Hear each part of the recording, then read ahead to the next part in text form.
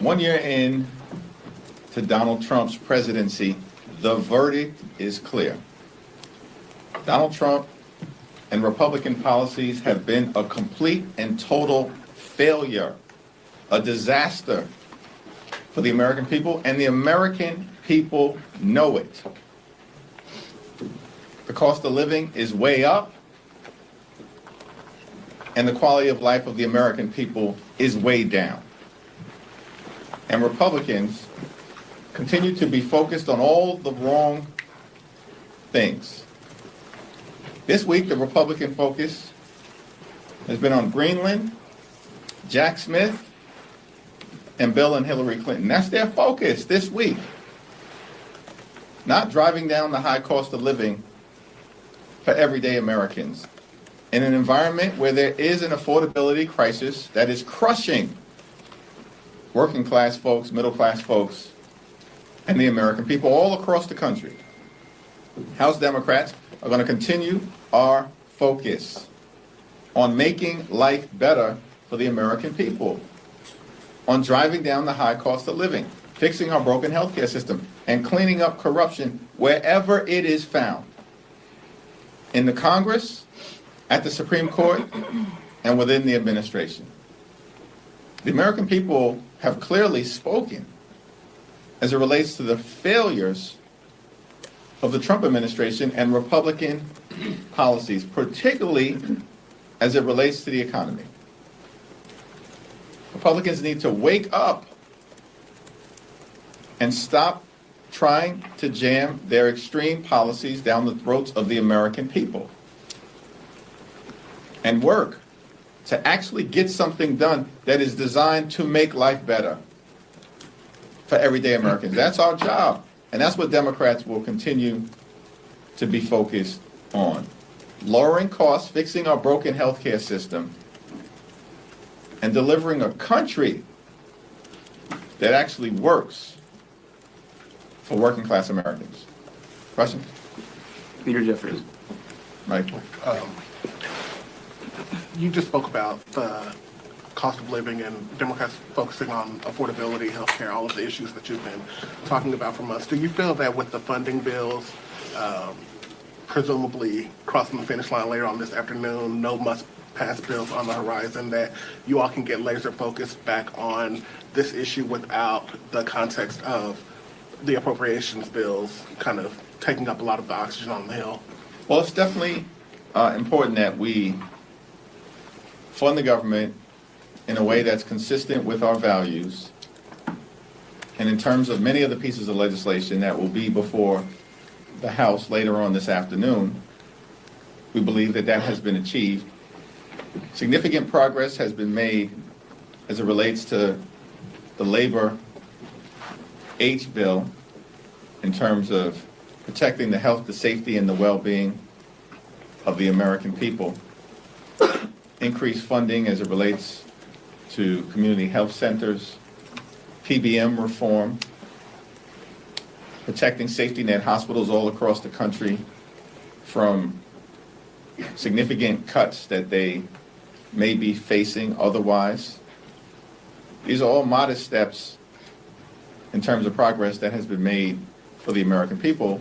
But certainly as we emerge from the appropriations process, perhaps this week in the House, next week in the Senate, there are still so many issues that will require the Congress's attention because of the damage that Republicans have done throughout their first year to the American people.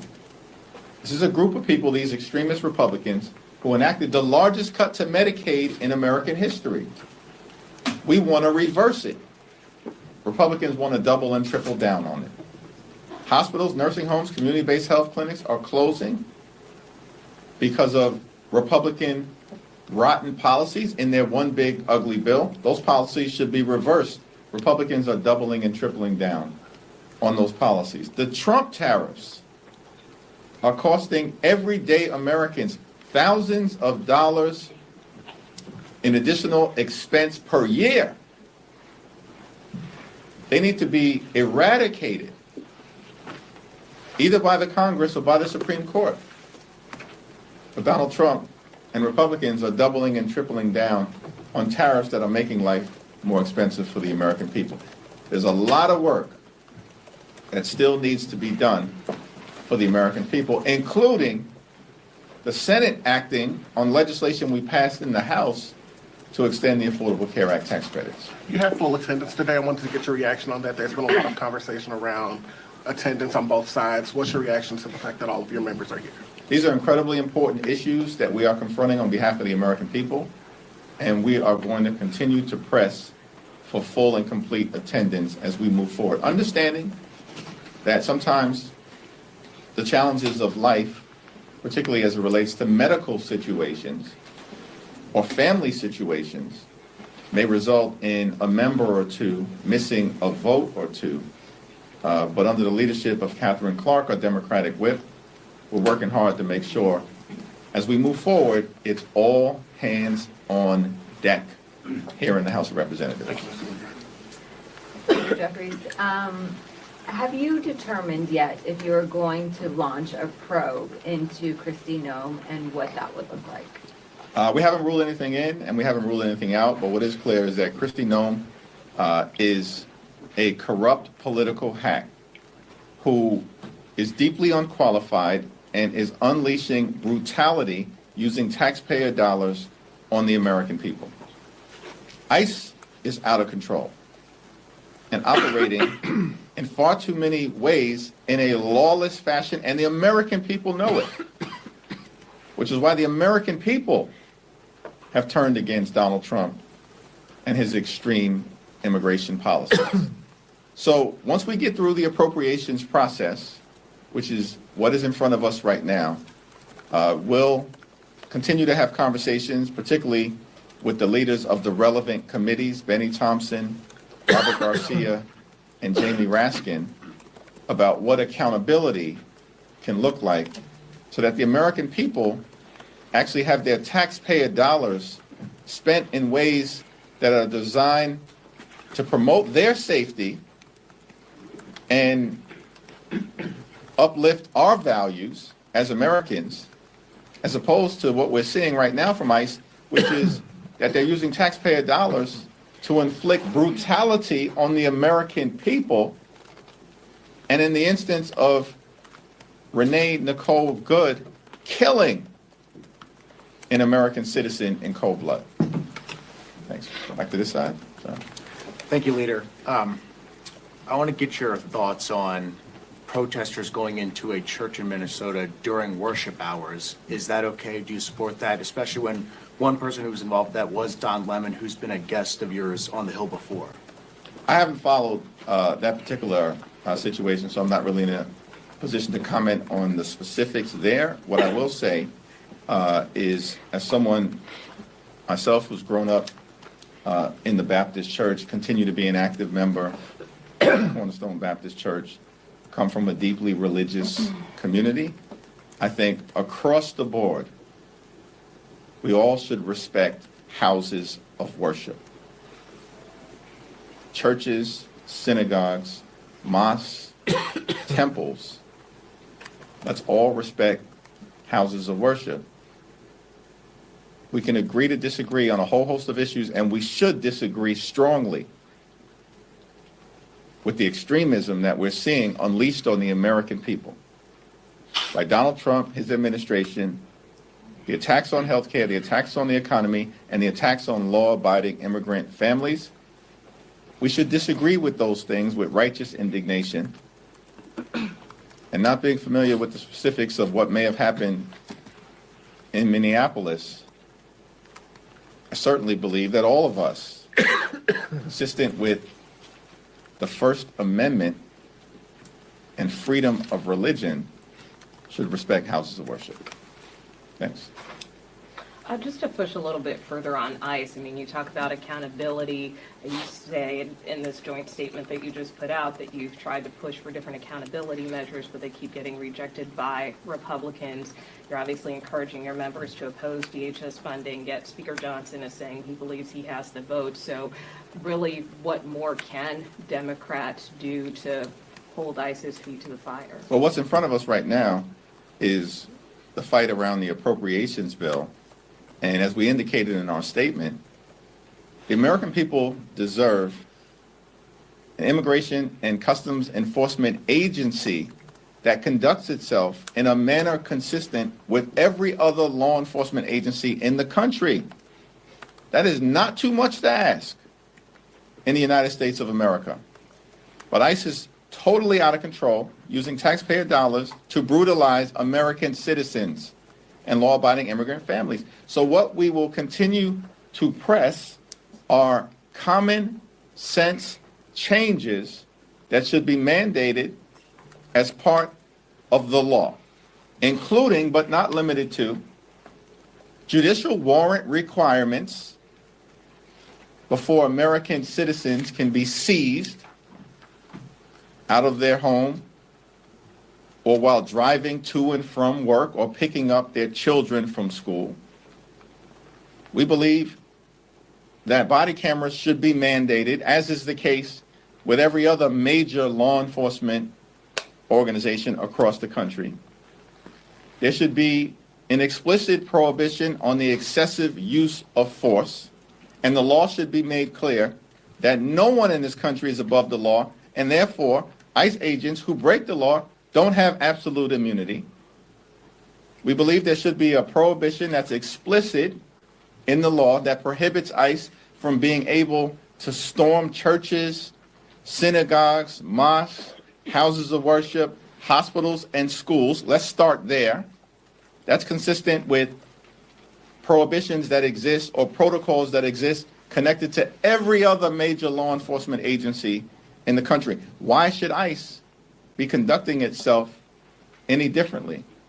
And there definitively should be a ban on masks and an explicit prohibition that would prevent ICE from detaining or deporting American citizens.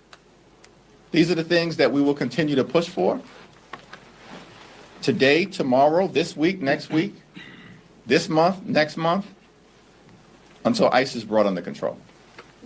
Leader Jeffries. You, middle, sorry, yeah. Sorry. Thank you, Mr. Leader. All three of you raised your hand at the same time, so I was a little confused and thrown off. Thank you, Mr. Leader. I wanted to know, so today the House, as part of the spending bill package you guys are voting on, you guys are actually increasing, or you would increase the budget that's going to the Department of Housing and Urban Development. And that is a rejection of the cuts that the White House wants to do on a lot of thousands of housing programs. What does it say about your colleagues across the aisle that they're willing to go against Trump's wishes on that? Well, the provision as it relates to increasing funding for the Department of Housing and Urban Development, and particularly as it relates to affordable housing initiatives, is a big win for the American people, achieved by House Democrats, partnering with Senate Democrats, who are fighting hard to lower the high cost of living. And we know that housing costs are out of control in this country.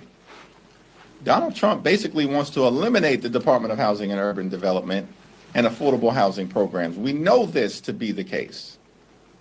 And the so-called HUD secretary is deeply unqualified. I don't even know the dude's name. That's how irrelevant he is in terms of policy making at this point in time. And basically, he's undermining his own agency.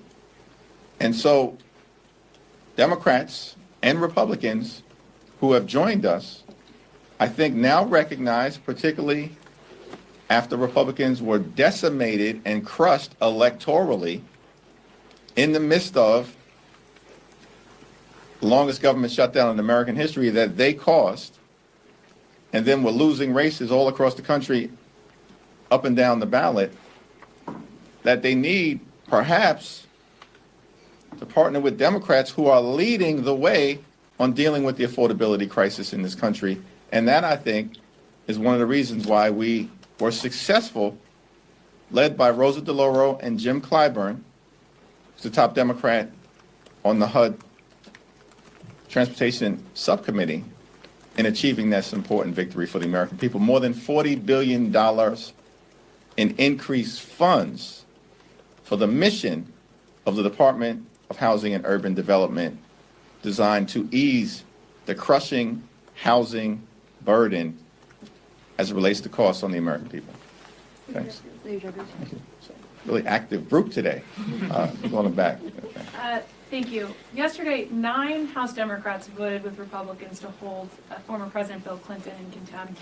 Were you or your team trying to advise those members not to vote on contempt? And what is your position on whether the Clintons should be held in contempt?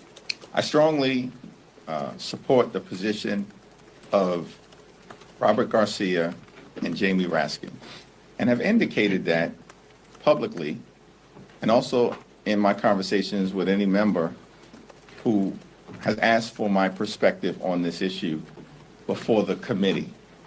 When it gets to the floor, if we need to have a broader caucus-wide conversation about it, we will. And my position remains unchanged, and it's the same position that is held by Robert Garcia, Jamie Raskin, Nancy Pelosi, and many others, which is, to the extent that anyone in this town or country should be held in criminal contempt, it is the Attorney General of the Department of Justice, or the Deputy Attorney General, or whoever within the Department of Justice is responsible at this point for violating the law, which requires millions of documents that the Department of Justice has refused to release without justification. In other words, there are more than 5 million documents within the Epstein files that the Department of Justice currently is under a legal obligation to share with the American people, consistent with the wishes of the brave, courageous Epstein survivors, and consistent with the law that Donald Trump signed. The Department of Justice was supposed to release those documents, 5 million documents, by December 19th. More than a month has passed. And the Republicans have shown no interest in actually compelling the Department of Justice to do what they are legally obligated to do at this period of time. That sounds to me like contempt. And we should start there. Do you think the Clintons have questions to answer for? I think that the Clintons are working in good faith to try to reach an accommodation with the Oversight Committee in order to sit down and offer their testimony, which is part of the reason why, in my view, the effort by James Comer lacks any credibility, because it has always been congressional practice that if someone's under subpoena, you work to find a reasonable accommodation in order to receive their testimony. Now, James Comer subpoenaed more than 10 different individuals, and he's released every single one of those individuals, including 8 members of law enforcement, like Christopher Wray, the former FBI director, who was the FBI director when Jeffrey Epstein was in custody and ultimately killed himself. And Christopher Wray and all of these other individuals were able to say to the committee they had no information. Very similar statement that the Clintons made. And Christopher Wray and all of these other Trump administration officials were released from any obligation to show up. And yet James Comer demands even in the midst of good faith negotiation, that the former president and the former Secretary of State and First Lady show up? Why? Why did he make that demand and treat them differently than every other person who was under the same subpoena, who were actually part of the Trump Justice Department when all of this stuff unfolded? And so, again, I share the same position that Robert Garcia and Jamie Raskin hold, and hopefully there'll be some resolution to this in the next week or so. But if Comer tries to bring this resolution, he wants to lock Hillary Clinton up, consistent with what Donald Trump's been saying now for 10 years, lock her up, as opposed to actually focusing on the things that matter for the American people, then we'll deal with it appropriately. Leader Thanks. Jeffries. Oh, yeah, good. On Judge Perlman's decision in the New York court, I spoke to Mike Lawler, and he characterized this as a partisan exercise. He accused you of corrupting the New York courts. Should we expect I didn't know I had that much power. Should we expect partisan gerrymandering in New York?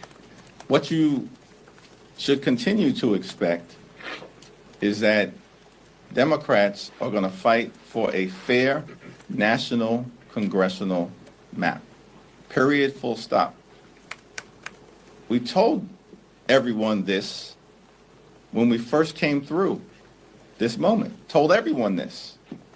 But for whatever the reason, people were skeptical about the Democratic capacity and willingness and ability to fight back. Republicans started this gerrymandering fight. Democrats are going to end it. I'm looking forward to my meeting later on today with Governor Wes Moore. The people of Virginia are going to have an opportunity to vote on a fair map in the Commonwealth in the next few months. We're going to fight back against the effort by Donald Trump, Ron DeSantis, and Florida Republicans to gerrymander the congressional map in a state where the map is already gerrymandered. And this is not going to end well for Donald Trump Republicans and the extremists. Thanks. Thank you, Mr. Leader. Included in this new minibus funding bill is $5 billion for refugee welfare programs. Amid this affordability crisis that you speak of, why is it the responsibility of the taxpayers to pay for refugees when we have a homeless and unemployment crisis of our own here? I think that's a question that you're going to have to ask Speaker Mike Johnson and the Republican chair of the Appropriations Committee, Tom Cole. Several of your members are planning to vote for the DHS funding bill. Does that undermine the argument that you just made and that many of your members have made that ICE is out of control and needs to be reined in? I think you'll have to ask every individual member who's going to vote the best interest of their district why they've chosen to vote one way or the other. Thank you, Leader Jeffries. Do you have any concerns about voting no on that DHS funding bill, given that DHS obviously isn't just ICE, it's also TSA agents, FEMA, particularly ahead of what's projected to be a pretty big snowstorm hitting the country this weekend? Yeah, we will continue to support FEMA.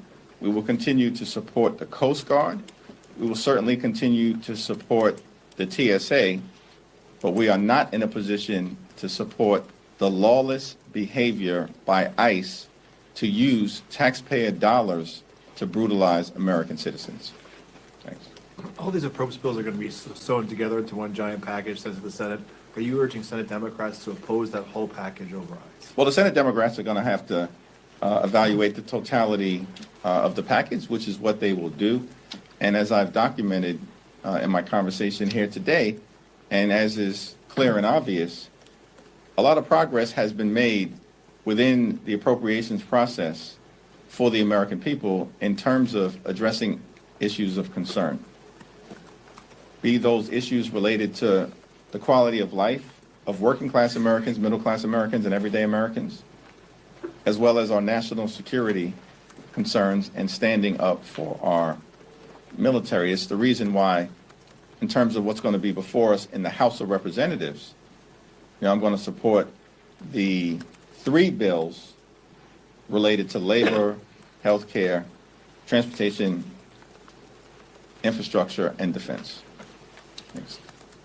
Thank you, Mr. Leader. So kind of to Andrew's question, some of your members are going to be voting to fund DHS with this upcoming bill. Is the Democratic tent big enough for all of these members? And you put out that joint statement with leadership saying you're going to vote against this. Are you comfortable with your members pushing back on that? Here's the interesting thing about kind of where we find ourselves. I don't know what's unclear about this. Republicans are losing. Their policies have been a disaster for the American people. The economy is falling apart in terms of the affordability crisis and the Republican refusal to drive down the high cost of living, which is what they promised they were going to do on day one. We now are past year one, and things aren't getting better for the American people, they're getting worse. Donald Trump and Republicans have created a healthcare crisis that is devastating to everyday Americans, yet they can find $40 billion to bail out Argentina, spend billions of dollars trying to run Venezuela when Donald Trump and his administration don't even know how to run the United States of America, but they can't find a dime to extend the Affordable Care Act tax credits, which means tens of millions of people, as we speak, are at risk of being unable to go see a doctor when they need one. So from a value standpoint, Democrats are standing on the side of the American people, and Republicans are standing on the side of their billionaire donors.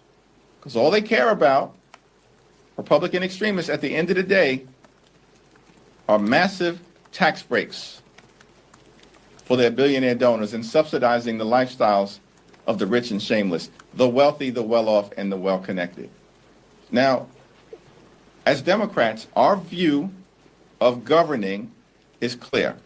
Unity is different than unanimity. In a representative democracy, the democracy that the framers of the Constitution and the founders of this country gave us 250 years ago, in a representative democracy, you're never going to achieve unanimity on every single issue if it's functioning the right way. You get unanimity when you have a cult. And that's what we have on the other side, cult-like behavior. But we're not a cult as Democrats, we're a coalition. And so we strive for unity.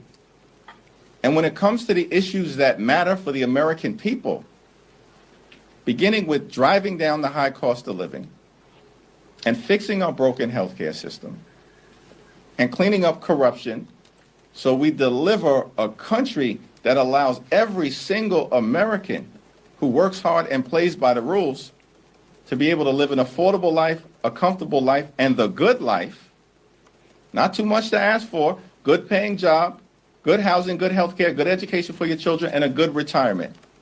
Democrats are completely and totally unified in fighting to make life better for the American people. Thank you, everyone.